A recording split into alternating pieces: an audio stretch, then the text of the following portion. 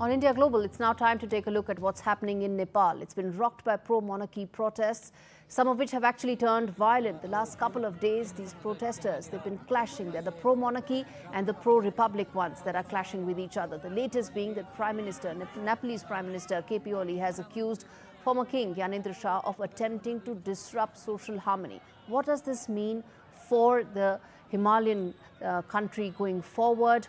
What is it looking like in terms of the fractured political landscape? Let's decode that. But first up on your screens, viewers, are the big questions that I'll put forth to the panelists joining me.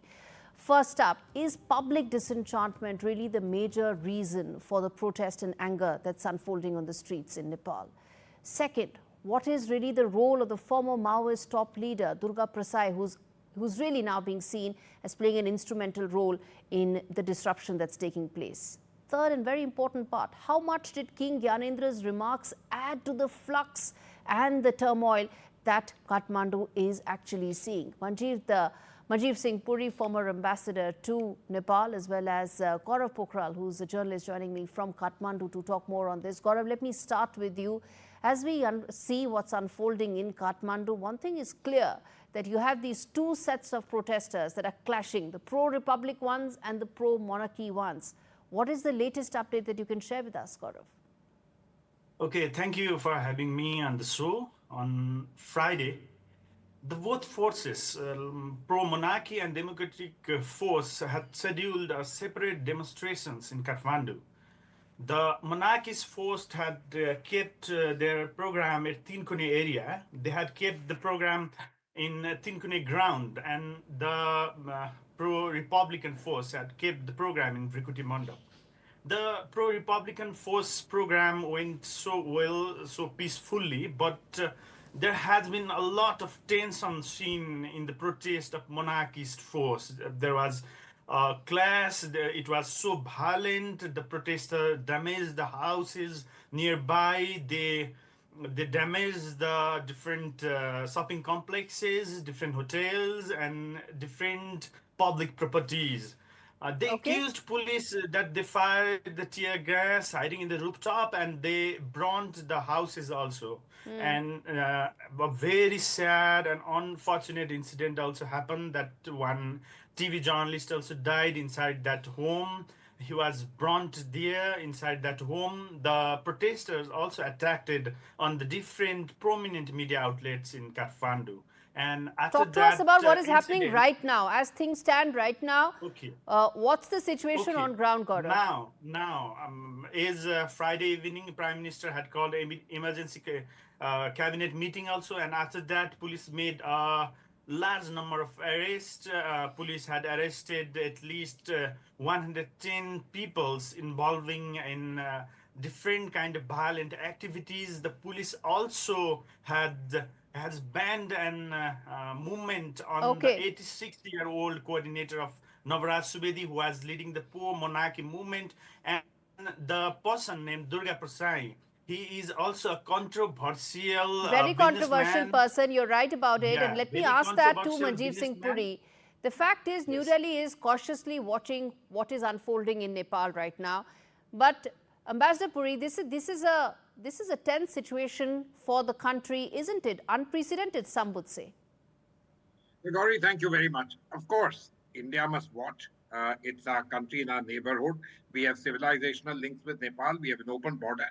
There's no question about the fact that this is a serious development in Nepal, and we need to be cognizant of what is happening. Of that, there should be no doubt in anyone's mind. Look, the monarchy ended about 19 years back.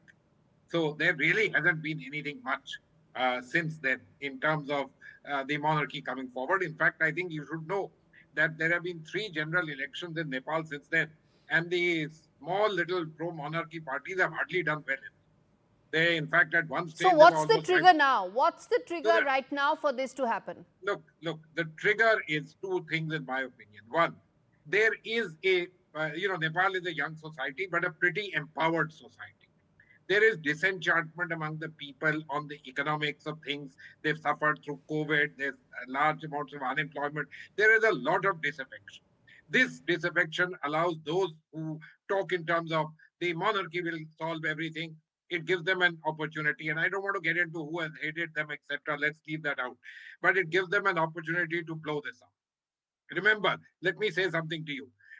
The king did not return from anywhere overseas or anything. He was in Pokhara, and to quote Nepali journalist, he was on a holiday in Pokhara, and he came back. And this is not the first time he's come back to Kathmandu. He lives in Kathmandu. So my little point to you is this is a serious matter, and it should be taken with due seriousness by the politicians in Nepal and the leaders in Nepal, because it shows disaffection and people are willing to, let me say, grasp as anything that they can in order to get their voices heard and for the political establishment to react.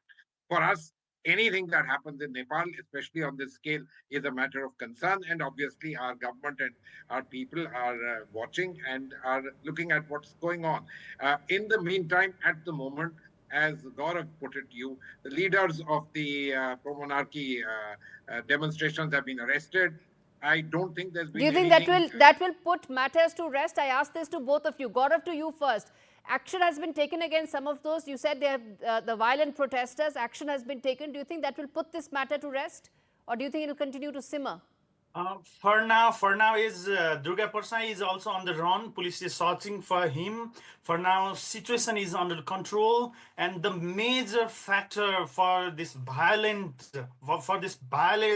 in this protest is Mr. Durga Persai. Other people wanted to do peaceful demonstration. So I think as Durga Persai is not in the scene for right now, for currently, the situation, I think it is under control. So for some days, I think for some time, such protest will, such violent thing will not be seen in the country. That's an important fact. Ambassador Puri, you want to come in there? That if action has been taken, it will probably address things as of now?